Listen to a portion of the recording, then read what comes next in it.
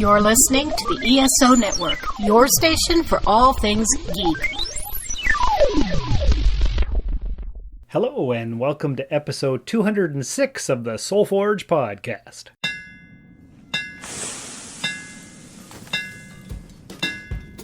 Welcome to the Soulforge, a place of silent mystery, quiet contemplation, and outright mayhem. Join your host, Sean Vanderloo, as he guides you through the adventures of living. Together, we'll talk about life and love, sex and dating, joy and heartache, memories and loss, and so much more. Don't worry, it's not nearly as pretentious as it sounds. Get ready for life, the universe, and everything on the Soulforge.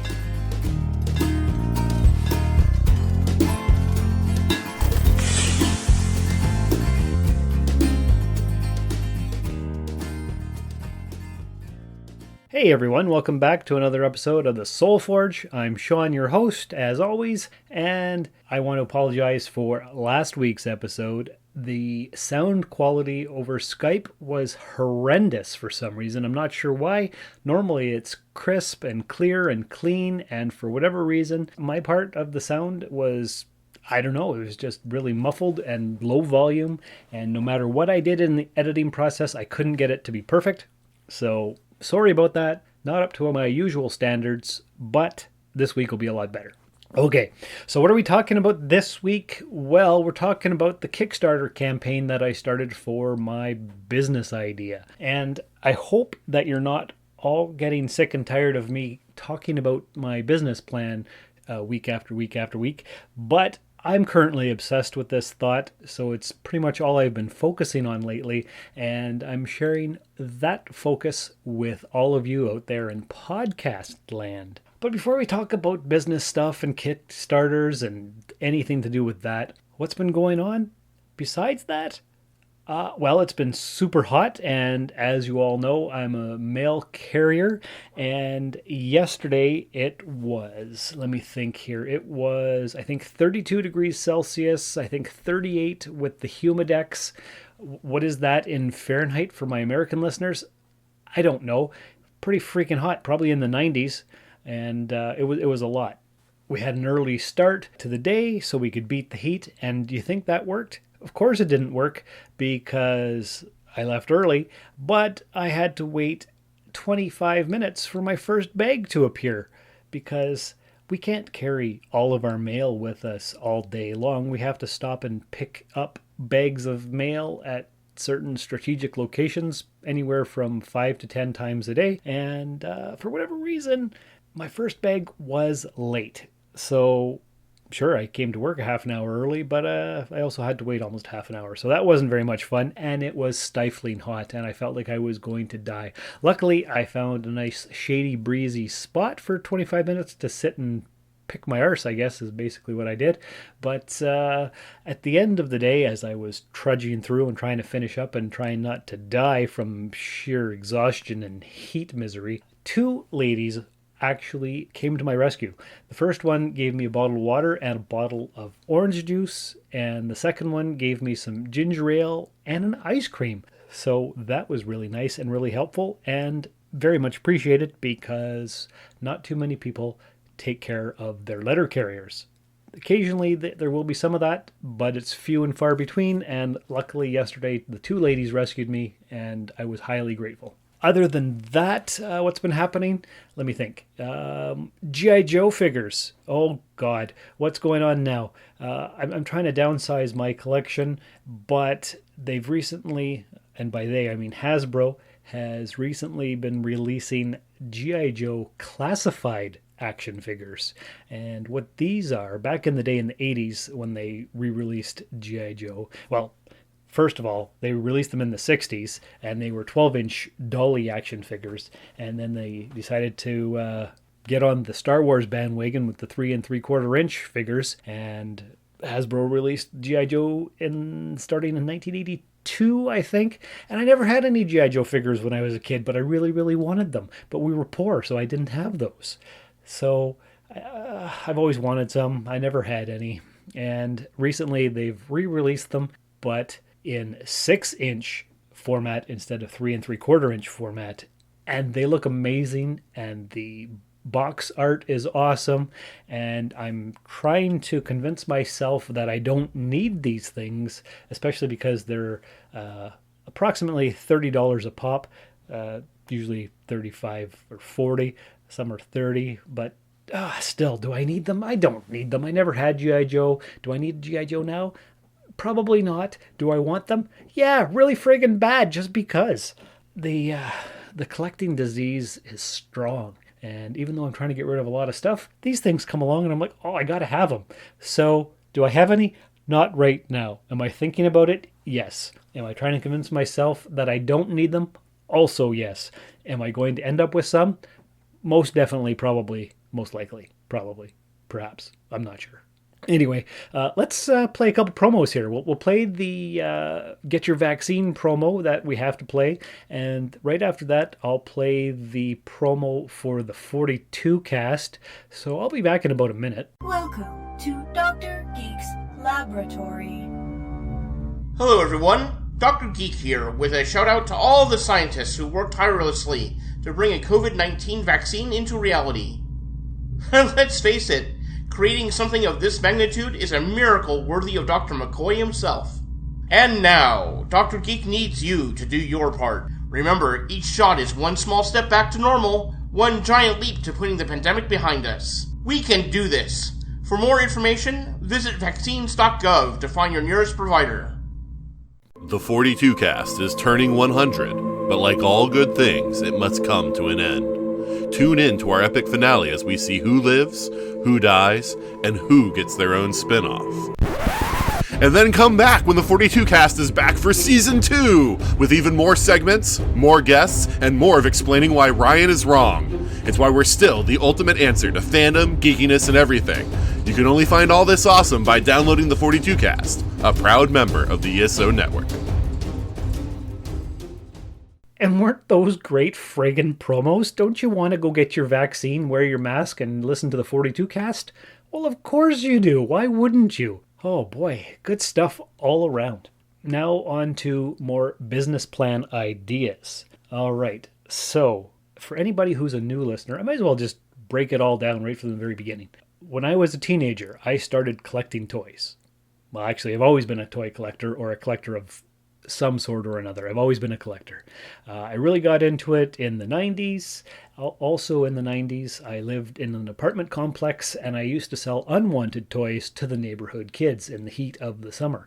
I would set up a little booth, and I would have a little cash box made out of, if my memory serves correctly, Player's Light cigarette filter tubes. You know, when you used to have to make your own cigarettes, you'd put the tobacco in the little machine, put the cigarette roll thing on the end, chunk, and it would go and it would fill it up. And I had to do that for my stepdad and my stepgrandma, and so I ended up with all these empty boxes, and that was my cash box, Player's Light cash box.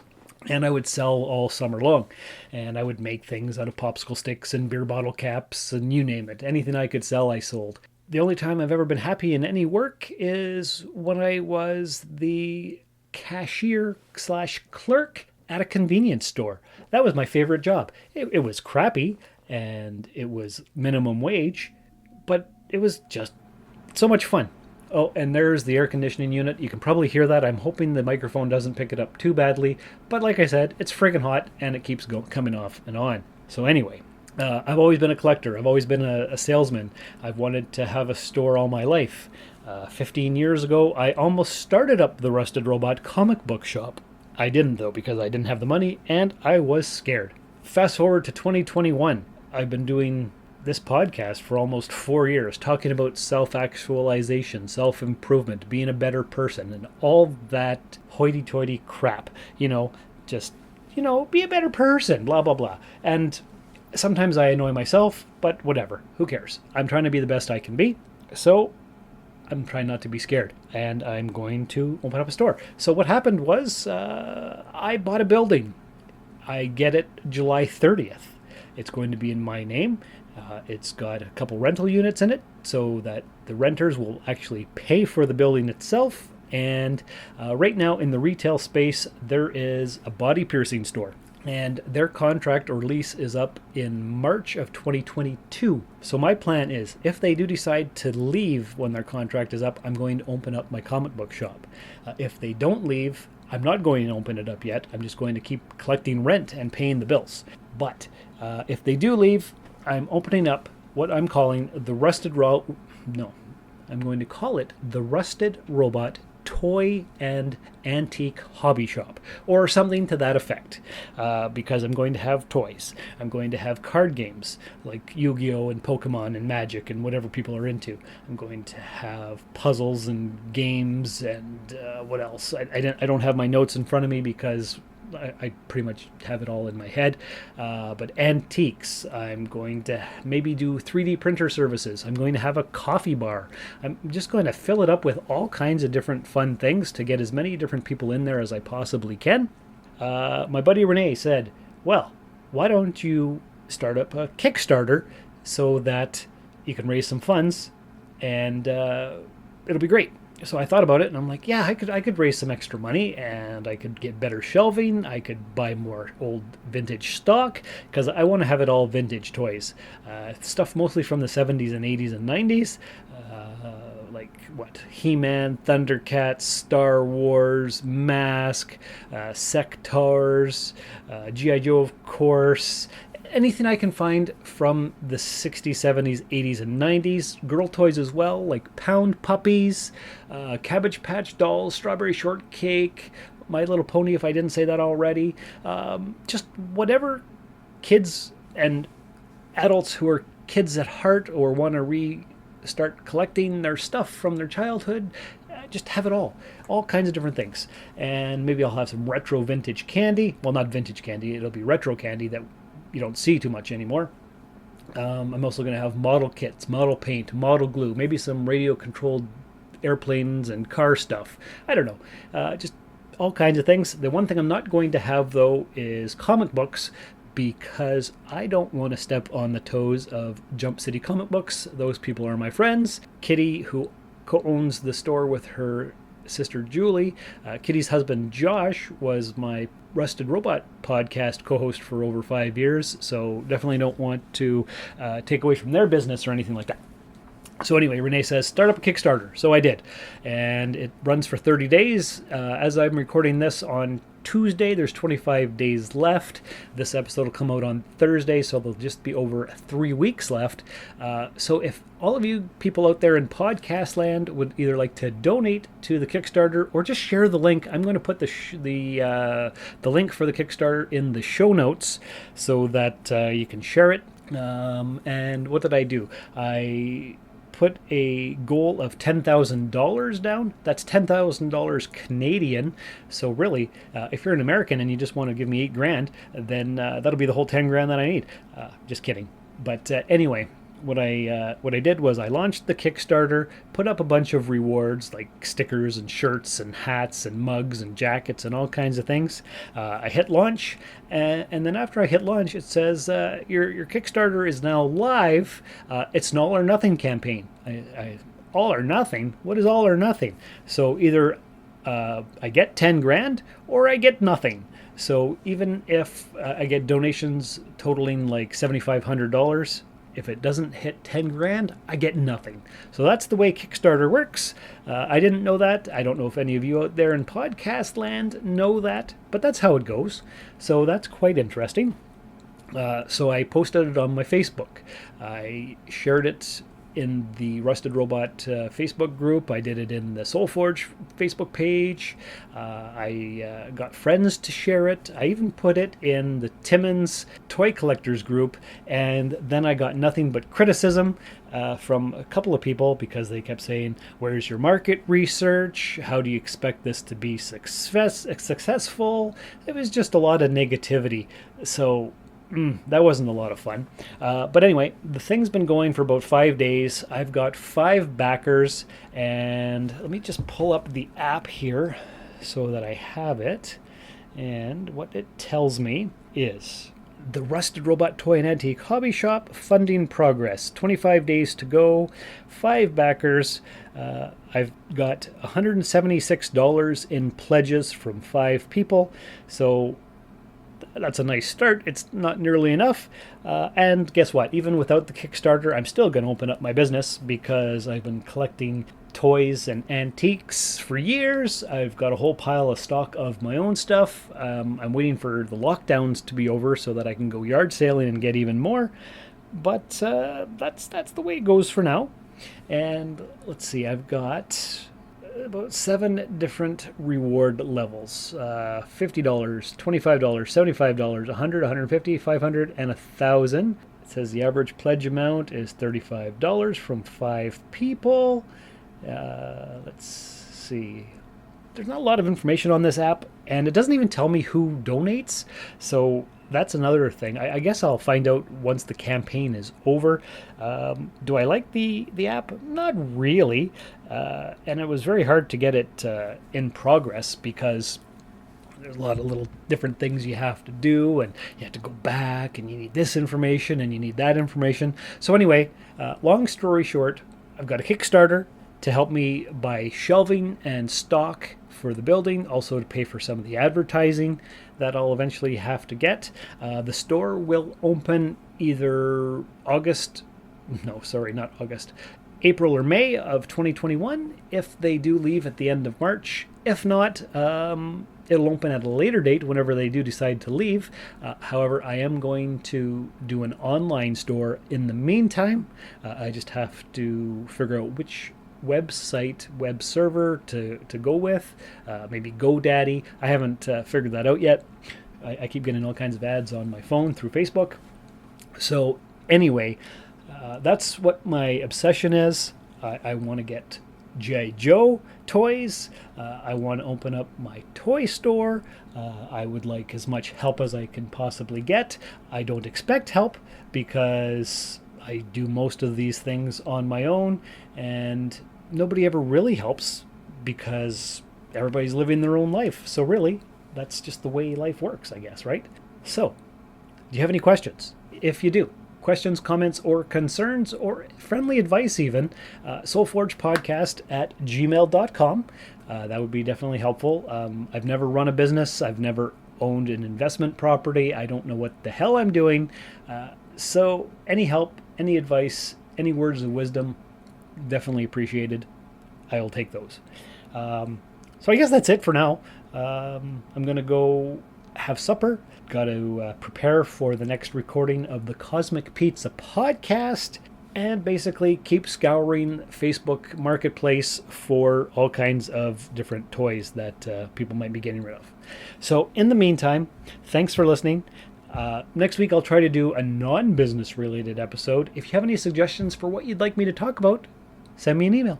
But until next time, take care, live your best life, stay safe, and remember, never forget who helped you out while everyone else was making excuses. Thank you for listening to another episode of the Soul Forge podcast. Your support is greatly appreciated, and we hope you'll tune in again next time. Remember that you can visit soulforgepodcast.com for all of our social media links, and don't forget to share the show with everyone you know. The Soul Forge podcast is your best source for living your best life. Think about it. Ever had an idea for a new invention or a way to improve on what something else already does? Lots of people have ideas like this, but usually very few have the resources to turn their ideas into reality. But now, with the help of the internet, people with creative ideas can get the funding they need to bring their ideas to life. One of the most popular places where this happens is on the website Kickstarter. I'm Jessica from techboomers.com. In this video, I'll tell you about what Kickstarter is and how it works. Now let's get started. So what exactly is Kickstarter? Kickstarter is an online fundraising platform. Creators post their projects and ideas, along with specs for their finished product, potential risks, and progress updates. Then, other people, like you, can donate money towards these projects. Kickstarter is often called a crowdfunding platform. Basically what this means is that the creators can get donations from a larger number of people at once, which reduces the amount of money that each donor has to put in. The nature of the internet makes this business model easy to implement using sites like Kickstarter. So how does Kickstarter work? When a creator posts a project, they set a monetary goal and a deadline to meet it by. Then, supporters can pledge money towards the completion of the project. If the project doesn't meet its funding goal by the set deadline, then the creator receives no money and the supporters will not be charged for their pledges. Now I'll tell you about 3 key features of Kickstarter. Number 1. Kickstarter is full of ideas and inventions. Kickstarter has 15 different project categories, including music, technology, food, and design. Number 2. Creators stay accountable to their supporters. Creators of projects on Kickstarter are encouraged to be as open about their projects as possible. This can include writing project specs, submitting proofs, identifying potential challenges, providing progress updates, and responding to feedback from supporters. Number 3. Many projects on Kickstarter have incentives for people who make donations above a certain amount. For example, here's a project for a cookbook. These are some of the rewards you can get for supporting this project. If you donate over $10, you get a desktop wallpaper. If you donate over $25, you get a digital copy of the book. And if you donate over $65, you get a hard copy of the book. That's it for our quick intro to Kickstarter. If you'd like to learn more, check out our free Kickstarter course on techboomers.com. This has been a broadcast of the ESO Network. Be part of the crew and help support our shows by donating to our ESO Patreon or by shopping at the TeePublic store, which can all be found at www.esonetwork.com. The ESO Network, your station for all things geek.